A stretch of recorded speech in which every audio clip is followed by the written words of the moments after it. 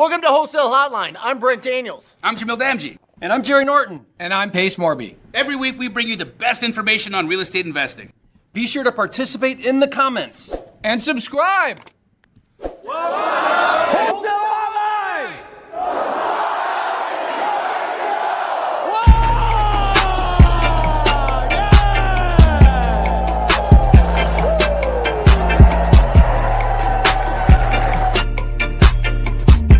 That was the craziest thing ever. Jamil and I had 2,000 people at Squat Up Summit in that room. It was a 3,000 person event, but you had 2,000 people in that room that were all yelling that. It was so loud, it hurt my ears. It looks like Owners Club was just as crazy. Owners Club was crazy this week. I haven't even looked at my phone in 3-4 days. I've just been networking and hanging out. I've got so many crazy good things that happened this weekend with businesses, and there's just so many good, amazing opportunities in not just real estate, but in business in general right now, where most people are sleeping on the sidelines in real estate, and guys like you, guys like me are doubling down. How do you feel 2026? Do you feel good about 2026? I think rates are going to go down significantly. I think flips are going to be on like at an all-time high. I think if you're developing, if you own stuff, you're going to be refinancing. I think 2026 is going to be like on fire. What are your thoughts? Yeah, I mean, honestly, Pace, I really don't care because, you know, when you're off the sidelines and you're in the game, you make your own economy, you know, like it could be going to hell next year and you're going to make money. Pace is going to make money because what Pace does is he makes opportunities from what's given, you know? And I think, you know, it's fun to talk about and stuff. And I think you're right. Like, man, it'd be really cool if we had some things going our way. But if you guys are waiting, like, hey, maybe I should get in, but I need interest rates to come down, or I need the market to be a little better, or whatever.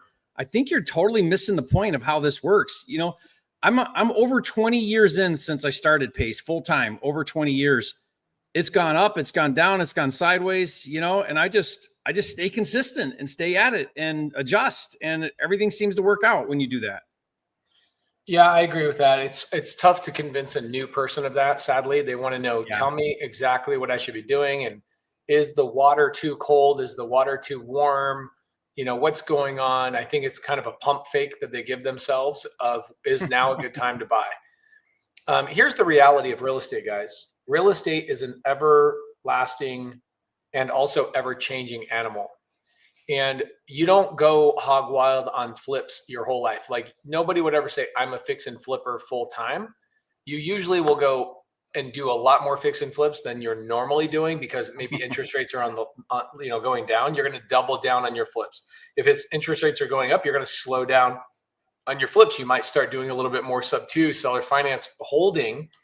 But the beautiful thing is wholesaling is something that has always been around and will always be around. There's always somebody going into foreclosure. There's always somebody going to divorce. There's always somebody getting challenged with a hard time, what have you. But you're pivoting strategies. And real estate is one of these things where the strategies are, again, so plentiful that really is a question. It's not, should I be doing real estate? It's, how should I be doing real estate? How should I be doing it? Yeah. One of the things I'm talking about right now, Pace, like for flippers, and this applies to wholesalers too, because they take deals to flippers, is you need to be paying a whole lot closer attention to actives, not just solds when you're looking at value, because actives are going to tell you, and when I say actives, I mean inventory and days on market. So the way I'm looking at things now, when I comp a deal, it's like, okay, well, if I were to bring this deal to market and compare it to everything else out there, if I was comparable, then am I going to sit like they're sitting? And what do I need to be at for it to move in 30 days or less? So I have like this strategy of like, I want to price this so that when I come on the market with the other dozen homes just like it in the same neighborhood, why would mine sell over theirs? What do I do to stand out? Price is a big one. You know, how do I price it so that I move quickly? And solds are good. We always look at solds. That's historical data, but I'm way more concerned about what's sitting on the market, not selling, than I am about what sold 4 or 5 months ago. Yeah, I agree with that. You know, it's interesting. Evan Van Dusen says it's been difficult finding deals lately. I am blown away by that comment, and I'll tell you why. I don't know how that can be the case. It's physically impossible to be the case. Here, let's do a little bit of research on this. And I want to educate the audience of what's going on in the marketplace right now. Okay. So if we go to, let's do a little screen share. I like hanging out with Jerry sometimes just by myself because I don't feel like I have to entertain 4 people. I can just entertain Jerry. It'll be good. I'm easily entertained too, Pace. So yeah, he's easy. So let's go to where we're going to go right now is we're going to go to the USA Debt Clock. Okay. You guys have all been to the debtclock.org. Okay. Now, why is this such a cool freaking calculator? Well, if I remove the comment, you'll see down here that you can actually look at home sales right here in the down in the middle. Click on home sales. Let's let it populate for a second. We have not had a slower year. Check it out. Look at all the years prior. So existing home sales annual rate. So 2024 and 2025 is actually slower than 2024. 24 was the slowest year on record in almost 30 years. And why does that matter to us as real estate investors? These are retail sales, meaning homeowners that are hiring real estate agents, buying houses on the MLS. Okay. We have not had a slower year in 30 years. Okay. Literally, it is 25-30% slower than it was 4 years ago in 2020 and 2021 for obvious reasons because of the interest rates. Okay. So what does this mean for people that are in wholesale or off market real estate?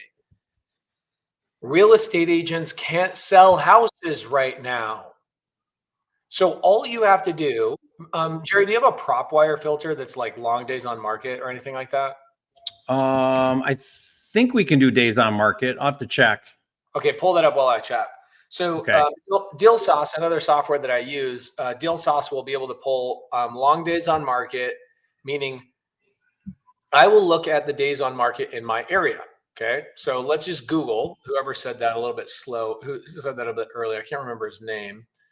Okay, Evan Danusen 9573. When y'all are making your YouTube names, are you not paying attention? Is YouTube suggesting these names for you? Okay, so let's go to Arizona average or Phoenix, Arizona average days on market. I think it's probably in the 60s. I'm going to assume. Okay, average days on market right now, it is 70 days on market. Okay. So I would not bother a real estate agent unless it was like 80 days or 90 days on market. What I see a lot of new people do is they will call a real estate agent like 10 days on the market going, "Hi, I'm a real estate investor. Would your seller accept a cash offer?" Dude, they haven't even had any time to get beat up by the market. And what's happening right now, I want you to know this number too. We are at an all-time high in the history of tracking expired listings. All-time high. It's never been higher, even worse than in 2008, worse than anywhere else. Expired listings are at an all-time high right now, which means never in history have more homeowners fired their real estate agent for not being able to sell their house for 6 months. It's physically impossible for you not to get a deal. Physically impossible unless you wake up in the morning and go, "I'm going to try and not do a deal today." In fact, Pace, by the way, we do have a filter for days on market. But honestly, if you're calling agents on listed properties, you've already missed the boat. I mean, honestly, what you need to be doing is you need to be calling all agents in your market. And instead of calling something listed, you call and you say, "Hey, I'm looking to buy a property." And when you sit down with a seller on a listing appointment and it's in original condition or needs work, then I'm a cash buyer. I'd like to present a cash offer to your seller. And that way you don't have to go on market. You don't have to deal with showings, appraisals, inspections, none of that nonsense. You don't have to deal with another buyer's agent because I'll let you dual represent it. And you just bring me those leads. We'll put an offer in front of that seller. We'll see if we can get the deal done. You do that every single day. You're doing deals every month and they're all off market. It's the agents that are bird dogging for you now. I mean, that's the real way to get deals from agents is off market. Yeah, 100%. And If somebody says, I don't know where to find a deal right now, I can't find deals. Okay, go to creativelisting.com. You want to get a deal right now, go to creativelisting.com. That's a place where people have already locked up deals. By the way, my housekeeper, I'm not joking when I say this, and I know it's going to sound like a dick thing to say. I'm sorry. But I came home today and I was like, hey, what the heck is going on with my office? It's not cleaned up, right? That's not normal. Like I come home, I make a mess in the morning. I come back, my house is all put together. And I'm like, okay, no worries. I just shrug it off. And I was texting my wife. I was like, hey, did our housekeeper not show up today? And she says, no, she's been busy. She got her second wholesale deal today at your desk. I'm like, our housekeeper got a second deal. I literally just gave her first deal on a bird dog deal 2 weeks ago. She's now got her second deal, getting another, I think she's getting $7,000. Pace, you keep teaching everybody how to do real estate. No one's going to work for you anymore. That's the problem. I literally was voice memoing my wife this morning. I was like, can we hire somebody that speaks pure Spanish so that I don't have the urge to teach them how to do this business? Guys, literally, my housekeeper has done two deals in the last 30 days. Okay. She's never been in real estate. She just has watched and come up on Wholesale Hotline straight up. Okay. All right. So if you guys want to go find a deal right now and you don't want to do the negotiation, just go to creativelisting.com, tell Creative Listing what you want, and people will go find it for you, which is kind of nice. Jerry, do you have the ability to show me how to go through PropWire, or do you not know how to use the StreamYard? Well, I can hit presenter mode. Yep. Go down below our screens and there's a little plus share screen. There you go. Okay. PropWire. Show us how to do a pull list on PropWire. Okay. Hit that. All right. Look at me go. Can you see my screen or did I not do it right? There we go. Okay. So you're actually sharing. There we go. There it is right there. Perfect. Okay. So just when you asked me that earlier, I put in Tampa, Florida, just for funsies. I put in active. So guys, when you go down here, you could do MLS active, MLS failed, which failed could be either it expired or it was withdrawn. So either one of those. And you can also stack this. We call it list stacking. So you could stack this with low equity if you're looking for maybe sub 2 or other things, high equity if you don't want that. But if I just leave it at active, and then over here on the more tab, you can go down and you can do MLS filters. And I could say I want a minimum 90 days if I want to look at stuff over 90 days, or you could do dates on the failed date. So depending on how far back you want to go. We have a couple of really cool keyword filters in here. So Pace, you'll like this one, creative financing. So what this does is it's filtering out the description. So if they have any keywords in the description indicating that the seller's open to creative finance, then it will pull those out. So let's just remove this for now. And let's see if it finds any. So 14, where it says something about that in one of those. So these would be actives for sale right now where sellers are open to creative finance in Tampa. So that's kind of a fun filter. And then we also have these other two. Investor owned is mostly keywords that are indicating like buy and hold. So it would say things like tenant occupied or cash flow, great rental, whatever, anything that would be sort of like something you'd want to buy and hold. And then the motivated seller is anything that would be distress, like, must sell or fixer upper, any of those kind of keywords. So that allows you to sort of, hone in on different things you're looking for. And that's just under the MLS. Now, one thing that's cool here too, real quickly, I'll show you. If you pull up by the way, over here in the records, it'll show you all the filters each one of these listings hit. So like this one's creative financing and it's empty nester. So they've owned it for so long and it has high equity. So pay attention to that because that tells you other motivations. But like when you pull one of these up, so I don't know what's going on with this one here. Look at all the things this is: adjustable loan, cash buyer, high equity, MLS active. So this thing's gone through a whole bunch. You could tell something. Well, actually, this might even be I don't know what happened here. I think that's a rendering of rendering. What it could look like. Yeah, it's a rendering. But we also have mortgage information here too, so we can find out what's going on with that. Here's all the listing info. What I was going to show though is, we pull all the agent data. So you don't have to go look for it. We've got all their data, emails, phone numbers, everything. So if you want to reach out to this agent, which that's what I do, I double dip. So I go directly to the listing agents. We get that. Now, you can actually, let me reset this. You can actually run a list of this entire database of, well, let's put something in here. Let's go back to actives. Oh, there's too many. But I can go back to MLS active, for example, and that 248, or no, that 1900, I could run a list and grab all the agent phone numbers and then do outreach to every one of those agents. So I almost want to call the agent that's under construction. Back on that one we just looked at. Yeah, can you pull it up? Yeah, where'd that go? I had filters in. Was that, which filter did I have? Motivated seller for that one? I don't remember how we got to that one. Is that? Yeah, those are like, this is what I'm talking about, guys. There's people that are literally saying this is a fixer upper. Come buy this. Yeah.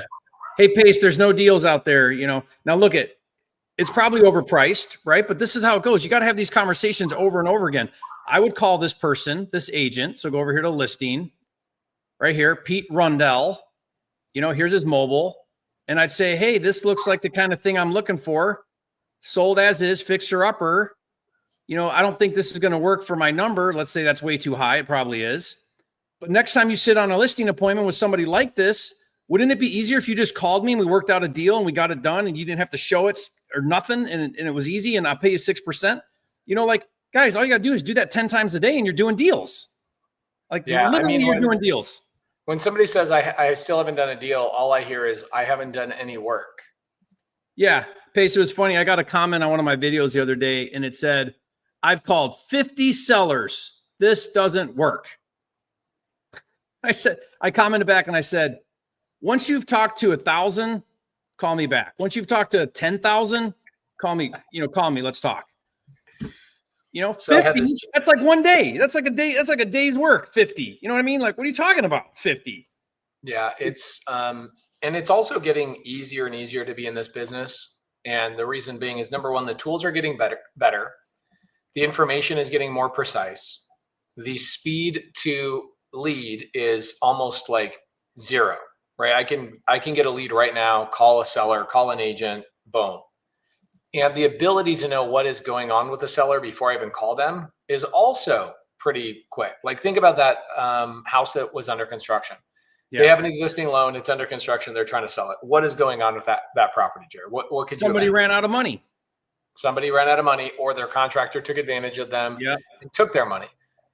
Yep. Okay, cool. So somebody's desperately trying to sell this property, trying to save their butt.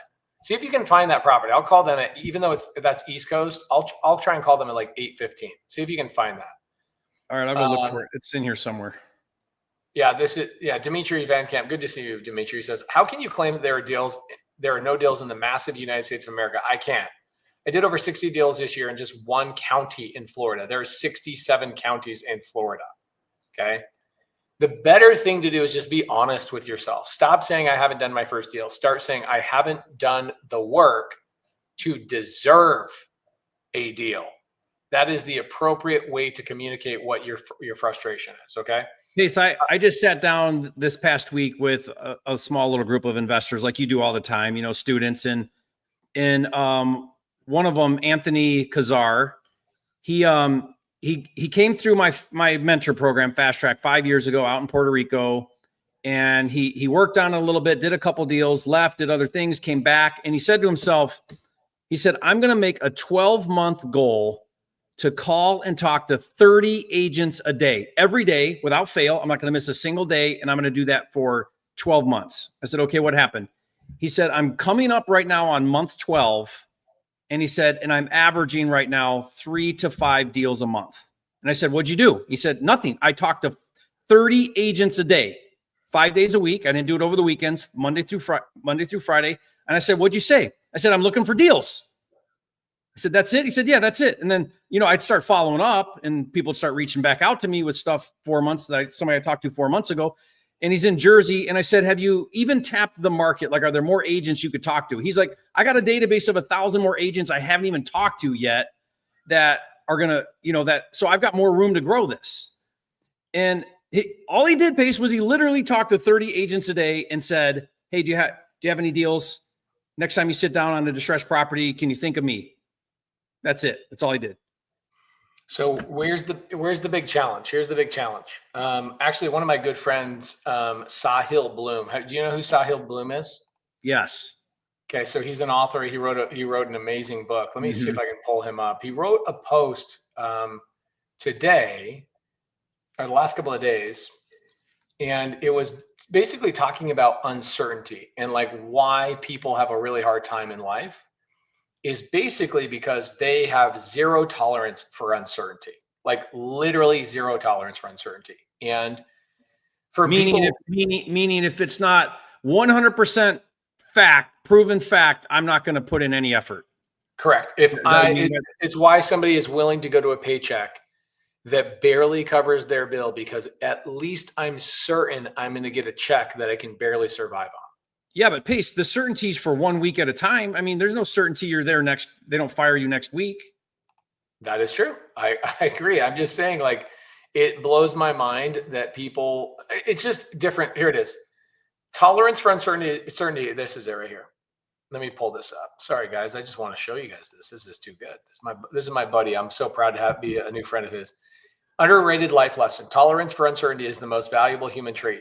The greatest rewards in life go to those who can show up every single day, even when the rewards are uncertain. The ones who can tolerate the most uncertainty is who will eventually win. So what ends up happening is you get so many people. I should bring Sahil on Wholesale Hotline. He has nothing to do with real estate, but wrote a New York Times bestseller just last year, crushing it, doing so great. And he basically just talks about the different types of wealth, right? Family. I'd say that Jerry is the richest man I know.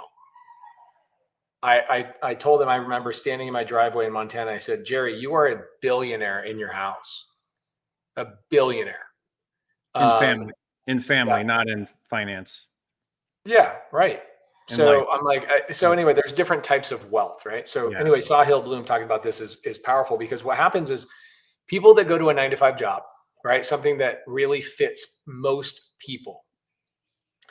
They are convinced, stick around because you know your job's going to be here in a couple of weeks, in a couple of months, and a couple of this, and then you get comfortable in the certainty. And then when you go, man, I want more for myself. I know I'm built for more. Well, guess what that requires? It requires uncertainty and saying, how many days do I have to call? How many things do I have to learn before I get a massive big paycheck to see it? And everybody knows it's as simple as that. How long can you go on the new avenue without getting a paycheck and survive? And people go, well, I'm going to quit my job and go full-time in real estate. Please don't. Please do not do that. How about just get off your job at 5 o'clock and make an hour calls before you have dinner? That's it. Or better yet, I just did an interview with somebody on my YouTube channel and I gave him a challenge. I met him in LA and he says, I still haven't done a deal. I said, okay, add the word yet. And I said, what have you done? And he goes, if I'm going to be honest, I'm like, yeah, otherwise, like, why are we even having this conversation? He says, here it is. Actually, I'll share with you guys. This is great. We talk about 1,000 other things besides this in this video. So I'm sorry for those. There's the YouTube video right there in the side chat. I just popped it in there. So the YouTube video that I did is with him talking about how I did a challenge. I met him in LA and I said, hey, it's right here. Door knocking pre-form. Well, thanks for coming. Okay. And we basically talked about how he met me in LA. Says he hasn't done a deal yet. Sorry. Bless you. Says, I haven't done a deal yet. And I said, I can guarantee you that if you knock 100 doors, I said, I'll do this deal with anybody else. If you knock if you knock 100 doors and you still can't get a contract, I will personally give you $10,000. And he says, is this the first time you've done this? I go, no, I've done this all the time. Nobody's ever taken me up on the offer. Or they do it and they stop knocking. So I'm like guaranteed to win. Okay. Why? Because 99% of people won't even take me up on the challenge. And the other 1% of people that if they actually go knock, they're going to get a deal. Guaranteed. What does he owe you if he doesn't? Nothing. Right. It's like a no. How's he lose? If he doesn't get a deal. Oh, Yeah. how does he lose? He already Doesn't lost. get a bro. deal. Yeah. Guys, let me remind you something. If you haven't got a deal, you are currently Losing. failing right now. Yeah. So when people go, I'm afraid of failure. What? You are? You don't act like it because you're failing right now. What if you were as afraid of failure as I'm afraid of failure? Like, oh, hold on. I think the description of afraid of failure is incorrect. I am afraid of failure. Jerry is afraid of failure. That is why we take action, because we are actually afraid of failure. You guys are afraid of uncertainty. Let's get over the BS. You have your belief system, your BS is incorrect. You are not afraid of failure. Otherwise, you would be taking so much freaking action that your actions would show me, oh, bro, you must be afraid to fail because you're taking so much action. Makes no sense. You are not afraid of failure. You are afraid of uncertainty. You know what I was taught by a mentor really early on when I got started was side hustle until you can replace your current income. So sit down, figure out what your current income is. And let's say it's $60,000. Do your 9 to 5. Don't quit your job. Side hustle from 6 to midnight. Once you've got $60,000, now put that in a dedicated account. That's your 12-month salary now. Now go full-time. It doesn't matter if you make $1 million or not. You only live on that $60,000 salary for the next year. Give yourself a raise. Do it again. Pre-fund your next year. In fact, this is a great strategy. Let's say you want to increase your marketing budget, $5,000 a month. Well, go make the money now. Build out your 12-month runway. Set that aside. Now you don't got to worry about it. You want to hire a new employee and you're worried about it. How am I going to pay for them? Figure out what their salary is.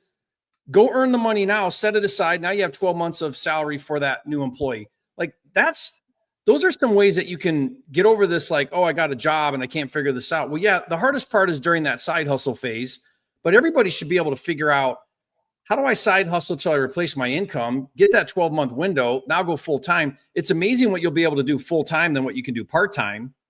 You know, like for me, when I finally did that, it was only like $25,000 pace that I needed to go full-time. Like per year? And for the whole year. Yeah. 25 grand a year was what I was living on 20 years ago. Yeah. 20. Yeah. It was minimum wage. It was nothing. It was underground construction, digging holes. And you were married? Yeah. That's why I had to do something. I'm like, 25 grand? Yep. Wow. Yeah. But we were living, like, I was in a rat infested apartment. I mean, it was not, I told Anne-Marie, I said, this ain't the life for you and these small kids. Like, I got to figure something out. I got to try this because this ain't going to work for you. You know, you deserve better. So, you know, it took me about a year part-time in it. I saved up $25,000 doing a deal here and there. And then I went full-time. My first month full-time, I did 5 wholesale deals and made $52,000 because I'd gotten through the hump of how to transact. And then it was like full-time dedication, everything I've got into it. And then I just ran, you know, like I never looked back since. But like all these people are like, you know, they're half-hearted. They're doing it half-hearted. Their heart's not in it. You know, they come, they go, they get on the phones, they look for a deal a little bit, then they go 3 or 4 days or a week, and then they don't do anything. And you know what I mean? Like, commit, just commit to the process, stick with it, be consistent, and it'll start to happen. It's just boring. That's all. It's boring. It is boring. And people are in this entertainment world where they just want to be entertained all the time. They want to be entertained. If, for example, I'll give you a really good example. The other night I was doing a training. I had 3,000 people on this training and I was calling a seller live, and I've had to learn how to entertain the audience and simultaneously close a deal at the same time, because like, if I just put an unfiltered, unedited seller call on YouTube, it gets crap views. If I edit it and make it entertaining and funny with little cuts and this and that, then it gets a crap ton of views. And I realize people don't actually want to get educated. They want to be entertained, right? And this is what politics is all about. This is what the politicians have figured out about 99% of the population, is they're like, these freaking people don't want to be like, they don't want a better life. They just want to be entertained and forget about their life. And so let's just give them a circus all the time. Let's give them sports. Like, you know what I love about you? You are a pretty masculine dude, but you're not a big sports guy. Like you're not sitting around watching sports, and you're at an age where, and you have enough money that you could sit around and do anything you want to do and relax. Interesting. Yeah. So people want to be entertained. They don't want to be educated. Cool. So if I go do a seller call, I've learned that I have to, this is what I simultaneously do. I have my portion right here of my face calling the seller. And then I have a whiteboard that I'm drawing my play-by-play the whole time. Okay. I am not joking you. My retention was 110%. Anybody that came into that Zoom did not want to leave because I was entertaining them with notes the entire Zoom session. Like, he's about to say this, watch me close him here. And I'm basically like narrating my seller call, which I've never done before. But I'm constantly trying to figure out, how do I entertain people? When the reality is the business is not that entertaining. The real thing is you sit down in front of your computer in your underwear, maybe not even in your underwear, and you're wearing Crocs probably, and you're going to PropWire and you're pulling a list, you're loading the list, and you're making 30 calls for an hour and a half to 2 hours. And then you go, all right, I'm going to take a break and go out into the yard and do something else, and then come back and do it again. That's what the business is. And people don't want that. They want to be entertained. Well, it's upsetting when somebody, and then what they do is they make comments on YouTube channel like, it's not that easy, Pace. You make it look so easy. I'm like, I have to make it look easy, or else you literally stand no chance to take action. I have to convince you it's so effing easy that you will at least try for your first call. And you just won't. Okay. Art says that was not entertainment. It was so educational. Yes, that is correct. Art, he said it was really good. It was one of the best calls I've ever made, actually. So Jerry, when you were starting out in the business, were there days, years that you were just hunkered down in like an office making calls every day? Like, what did that look like? Yeah, it was just showing up, doing the same thing again, boring. You know, the thing for me that overcomes the boring part of it is, you know, when you're transacting a lot, it just keeps everything always exciting because there's always a new challenge, you know? So like I thrive on that but the process is boring. You know, like this week I went over our dispo process from A to Z. We have this 5-day process, and it is just meticulous. It's just detailed. It's the same thing again, but it's so dumbed down. It's so McDonaldized that we have a VA that does almost all of it because we have this really well thought out SOP that they follow to the T. It's the same thing every time, you know, but that process is really boring because it's just repetitive and it's simple stuff. But like, that's where the money's at. The money's in the boring stuff. Yeah. I mean, I'll tell you the truth. I don't do any of the boring stuff anymore. And I found the things I really like to do. So for example, in the very beginning, I never had to sit down and make cold calls. I paid money for leads, and my phone rang, and I love freaking people so much. I love sellers so much. I love going into houses that smell like cat farts so much. I'm not joking when I say this. Okay. I love this so much. This business is amazing. And so I love going on calls and talking to agents and negotiating with people. I love that part of it. So what really worked for me was just JVing and partnering with people that really like the other stuff. Like, hey, Pace, I'll generate the leads. I will coordinate your calendar. I'll make sure that there's calls on your calendar. And I never really had to cold call in my entire life because I found other people that did it for me. And I just did the easy stuff for my personality. And I know right now, Jerry, you're kind of the same. Like you guys primarily focus on inbound leads. Is that correct? I mean, yeah, we're doing a lot of inbound leads right now. Yeah. Dom and Angie say, Pace, you're so funny. Cat farts. Bro, how many times have you been in a house that smelled like cockroaches had like cat babies, and it smelled and diarrhea was poured on top? Pace, I got to tell you something funny about Angie. So the other day I was helping a student on a deal out in their market, Dom and Angie's market. And I said, okay, You want to find a buyer really fast? Here's what we're going to do. We're going to find somebody who flipped a house right close by your deal. So we go right down the street, we're on Zillow or whatever. And I said, look at this. This is a flip right here. You can tell because it's renovated, it's vacant, and sometimes it's staged. So I said, let's call this agent. So it's Angie. I call Angie. I'm like, hey, Angie, I see that you flipped a house and we got one right down the street. And she's like, Jerry, it's Angie. I'm like, what, really? Angie? What the heck? I didn't even know. I didn't even mean to call her. It was awesome. Yeah, it was so funny. So, they're like, show me that deal. We'll look at it. The house that you did with the dead head? Yeah. Tell people that story real fast. I want to know what ended up happening with that. Okay, so wholesale deal in where was it? Grand Junction, Colorado. Mm-hmm. And a wholesale deal, and the cash buyer does a walkthrough on the day of closing. Okay. And this was a hoarder property and everything stayed. So buyer is in the basement and there just happens to be a chest freezer. They open the chest freezer to see a severed head, a severed human head and hands in the freezer. So, you can imagine that would be pretty traumatizing. So FBI, the whole thing, like yellow caution tape the whole place off, deal gets killed.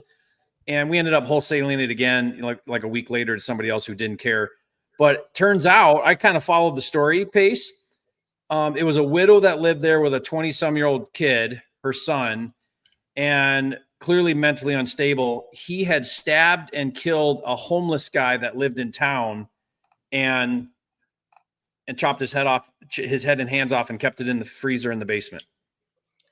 Guys, you think he's joking. Look at all these news reports of all of this Grand stuff. Junction. Yeah, that's it. Yeah. There it is, October 14th. Hold on. Let's see if we can listen to this. Fresh facts this morning on a disturbing story on the Western Slope. Mason County Coroner's Office identified. Can you hear the volume when I'm playing this? Yeah. By a severed human head found in a freezer at a home in Grand Junction back in January. Investigators say the head and hands have been linked to the original homeowner's 16-year-old daughter who disappeared way back in 2005, Amanda Overstreet. She was never reported missing, but no one has seen her in nearly 20 years. That's it. That's the house right there. Not been recovered. Neighbors saying they remember the family and the little girl disappearing. The family was asking, like, what happened to your little girl? And it was said that, I guess, they said that she got sent off to Texas or somewhere. So that was, no one else thought of what happened after that. We seen her like 2005 the last time. Matter of fact, we noted that she was dressed very, almost like an old lady. So far, no arrests have been made. Okay, so that may not be the final story. Maybe it is. Because I followed it and I thought it was the 20-year-old son had killed a homeless guy, but maybe it's a different story. I don't know. That is the house though, right? Yeah, that's the house. Yeah, that's definitely the house. Okay, so did you not walk the property beforehand? This is the point to wholesaling. Jerry, no, I never saw the house once. Yeah. Why? I thought in order to wholesale, I have to be in the market and I have to be like walk these houses and see them. I never see the house. I'm on a farm in the middle of Tennessee. I never see the house. I sent Jerry a text message after this happened. I said, you need to do a YouTube video and the title needs to say how to get ahead in real estate. Oh my gosh. Yeah, I'm reading this all over. It says it's the same thing. It ended up being the daughter of the sellers. So who did it? I don't know. I bet you it's still going on right now. Yeah. Wow. Crazy. So this is the point, guys. You don't have to be anywhere near these houses. You don't have to be physically in the town that you're doing these deals. You have people all over the world doing these types of deals. It's crazy how simple this business actually is. In fact, you know what we should do next week? I would love to do a topic next Monday, Jerry. Me and you. It's probably going to be me, you, and Jamil. I would love to do a topic of how many activities of a certain thing I have to do before I get my first deal. So We pick one strategy, right? Calling agents. And we lay it out very specifically, KPIs, 45 minutes a day, outreach to this many agents for this many times. This is what's going to result. You'll know you're on track if you're at this level. Here's the relationships you're going to need. Go find those relationships to help you out and collaborate with you. And within 30 days, you haven't gotten a deal, or 60 days or 62 days, whatever it is, you haven't gotten a deal, then you know there's something wrong.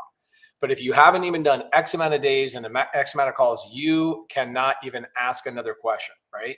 I think doing something very specific to people that are like, well, tell me exactly what to do. I think that would be massively beneficial. Yeah. I have an exact plan, exactly what to say, the whole thing. I mean, it's 5 steps and you just have to implement it, and it's easy. I mean, it's easy in that to do it. It's just hard to do it. It's easy. I don't know why it's hard. I guess it's hard to have people say no to you over and over again. I guess that's hard for people. It's not hard for you and me, because you and I did church missions. I went to Argentina, you went to Japan, and for 2 years straight, every single day, we knocked doors to sell Jesus.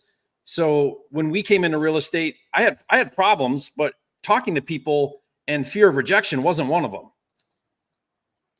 Yeah. In Korea, for a lot of people it is. Fear of rejection, I got over that in high school, like not being the best looking guy and not being the quarterback. Like I was naturally rejected by the girls that you normally want to date. I was used to that by the time I started knocking doors. And then when I was speaking Korean to people and knocking their doors and trying to sell them Jesus, just like he was speaking Spanish, trying to sell Jesus, that made me realize what real rejection felt like. And I got over that in like 30 days, and I started making games out of it and fun ways to win. And I would even preemptively say, I'd knock the door, the Korean on the other side would say, go away, I don't want something. And I would try and say exactly what they said before they said it, or exactly at the right time they said it. So it sounded like an echo, because I got so good at predicting what this person was going to say. What I would do, Pace, is so in Argentina, you don't go up to the door, you clap out front, like at the road, right? And then what they would do is they would send the kid out to say no one's home. Like every time. So then you'd say to a little kid that's like 8, you'd say, that's not true. I just saw your mom. And then he doesn't know what to do because he's not prepared for like, oh crap, he just caught me lying. Now what do I do? So I'd say, now go get your mom. I just saw her. She's home. And then he'd turn around and go back in and be like, Mom, they're onto it. Bro. So it was like guys, every time. If you guys want us to come back next week, I told Jerry we were going to do tonight for only 45 minutes. And there's a couple of reasons why. Number one, I've been on the road like crazy this last week. And I actually have a tax training tonight for people in about like an hour and 15 minutes. I got to prepare for it. I told Jerry we'd only be on here for 45 minutes. If you guys want us to come back next Monday for an hour and a half, and all we do is tell you the exact steps, the buttons to press, when to know you're in line, when to know you're out of line, who are the relationships you need to go have that are all free, and give you a free structure on exactly what you can do to go get your first wholesale deal, say me, yes, in the side chat. Okay. And if you want, I can give. So Rod's like, hey, can you go over the 5 steps? I can give you the 5-minute version if you want. Yeah, let's do it. Yeah, give him a little taste of what we'll talk about next week. Okay, this is literally all you need to do. You got to get a list of agents. You can do that for free. You can download it on PropWire. You can go pull them off of Zillow. It's easy to find a list of agents. It's not hard. What if I give them next week all the entire nation of real estate agents and their phone numbers? How about that? Yeah. So make sure you got a market, pick your market, get a list of agents, and then you're going to text every agent. And here's what you're going to text them. You're going to say, I'm in the area and I'm looking to buy a home. Can you help me? Please call. Now you don't say investment. You don't say cash buyer. You don't say any of that, because you want them thinking you're retail and they're about to pick up a buyer's agent, a buyer as a buyer's agent. Right now, you don't outbound them. You don't call them. And by the way, I learned this from Hugh Boy, and Hugh might even be he does 10 deals a month with agents. And then you're going to make them call you, because when they call you, You're not catching them in the store, picking up their kid at school. They're not annoyed that you're outbounding them. They're calling you. So now they're going to be in a place where they're willing to talk to you. Then when they call you, what you're going to say is you're going to say, look, I'm looking for homes that are in original condition or need a lot of work. And we're cash. And me and my investor, your cash buyers, me and my investor are really looking for a deal by the end of the month or the end of the year or whatever. Like, we're really looking for a deal right now. Do you have anything? So this is now on the phone. So now you're telling them you're an investor. You're looking for something that needs work. Do you have anything? And then you're going to say to them, we're having a really hard time buying stuff on the MLS right now. So I'm not really looking for that. We watch that really closely. I'm looking for something off market. Do you know of anything off market, not listed? And then you're also going to say, what about anybody in your office? You know of anything in your office? I'm sure you guys network in the office. Does anybody else in your office have anything that fits that description? And then they're going to say yes or no. And then you're going to say to them, you're going to say, look, when you sit down on a listing appointment and it's clearly a distressed property or a distressed situation, would you tell that seller that you have someone that could present to them an all cash offer? And then let me know. I'll come in with that cash offer. We'll pay you both sides of the commission, or the seller, whatever. We'll make sure you get paid. And so now you're training them on basically, do you have anything right now? A lot of agents do, or they know of something in the office that's getting kicked around or whatever. And you're prepping them for their next listing appointment and how to work with you. Okay, now, and then you're going to follow up them after you hang up the phone. You're going to send another text, and the text is, here's my information. Save my number as Jerry Cash Buyer. That's what you're prompting them to do. What Hugh does, he says, hey, also friend me on Facebook. So he sends them his Facebook. Now, his Facebook is very strategic. Your guys' Facebook, don't send them that garbage, or they're going to be like, you're a freaking weirdo because you got goofball stuff on your Facebook page, but act like an adult and a business owner and make your Facebook look really good. And then he friends up with them on Facebook too. Agents like that. They're always looking to grow their Facebook page, and they're being reinforced by you because now they're friends with you. Okay. Then in 10 days, you text that agent back and you say, hey, remember me? We spoke a week or so ago. I'm still looking for deals. You got anything? Then you do that again in 10 days, and you start doing that once a week or every 10 days or so. And now you build two lists. You build your new agents that you're texting and starting conversations with. You're going to follow up now because you're going to start building a pipeline. You can get fancy software that does all this, or you can just run a Google sheet in the beginning until you're doing deals, then invest in automation, right? Like, just take it one step at a time. If you do that every single day and you're talking to a minimum of 10 agents, I think if you can get up to 20 or 30, it takes a couple hours to do what I just described, takes a couple hours.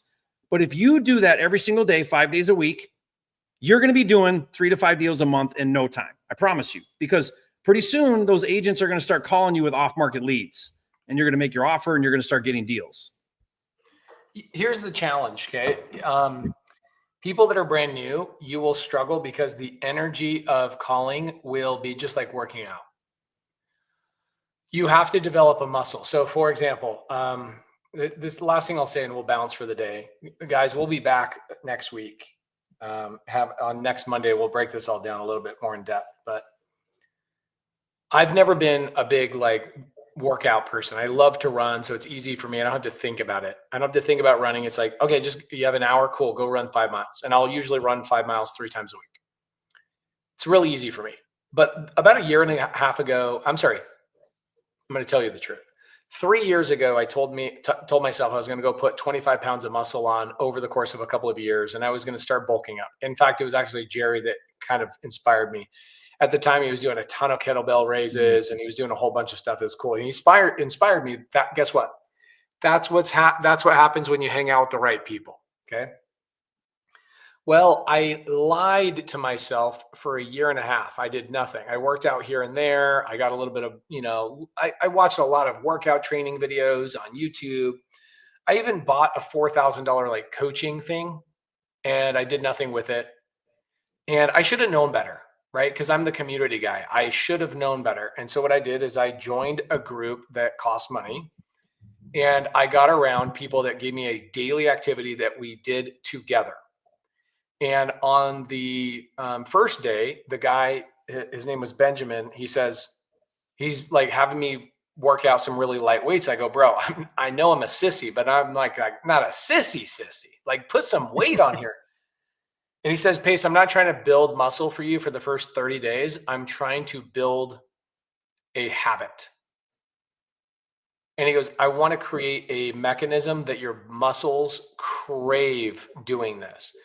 If I give you too much weight, you're going to be too sore, which then makes it so you complain for the next 4 days that you can't even walk up the stairs. So you'll skip the gym for 4 days. And guess what? For those 4 days, you will not develop a habit. In fact, the habit will be that you'll work out one day really hard, and then for 4 days you don't work out again. And even on the 5th day, it's so hard to build momentum back and do it again, just to like go heavy one more time. And he says, I'm just going to build a habit for you. Their first 30 days is just building a habit. And he says, the other thing is I'm going to make you work out 20 minutes only, not 45, because you will also go work out 45 minutes a couple of days in a row. And then one day your daughter wakes up late, so you take her to school late, which then compresses your time. Like, this guy knows human psychology, and he knows what happens. He says, then you're going to go, oh man, I don't have 45 minutes to work out. You know what? I'll work out tomorrow. And then you won't even do that. So I'm going to train you for the first 30 days, the most important muscle in your body, and it's your brain. I'm like, wow, why has nobody ever articulated this to me? Why has nobody ever said this to me? He says, because they all assume that you are committed, consistent. Yeah. They assume that they don't need to tell you what consistency is. And I'm like, no, sadly they do. And so he gives me a workout plan. We work out together for 30 days. And he goes, I think it's time for you to fire me. And I said, why? And he goes, because I think you've got the muscle. You are craving working out. Your body, you ever work out so well for like a month, Jerry, that you skip one day and your whole day is ruined because you didn't work out? Yeah, because you're addicted to the endorphins. Yeah. There you go. And so I got that. And now, next thing you know, a year later, people notice, like, hey, Pace, you're filling your shirt out. Hey, I see your arms are growing a little bit bigger. I'm like, whoa, wow. Well, you didn't see the lying I told myself for a year and a half of not making the cold calls and not calling the agents and not doing the thing. You didn't know that I finally had to hire somebody to be around my physical proximity. This is why I do the No One Left Behind challenge. I get people in the room for a week because I'm developing a muscle so that when they go back home, they have no choice but to go, I crave this. There's something wrong with my life if I'm not making those calls. So just know, guys, that is actually by far the hardest part of any business. There you go. Yeah. Chris says, do P90X and try and sit down afterwards. He's not wrong. The problem with P90X is that you are required to do it every single day.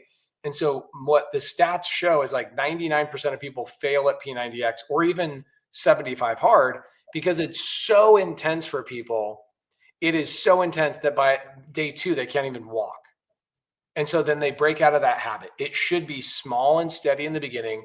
You're only looking to develop a new muscle, which is your brain. So who knows what some of you guys are talking about. No one left behind. Yes. Next week, No One Left Behind. Everybody that's just joined Subto, we will see you at No One Left Behind.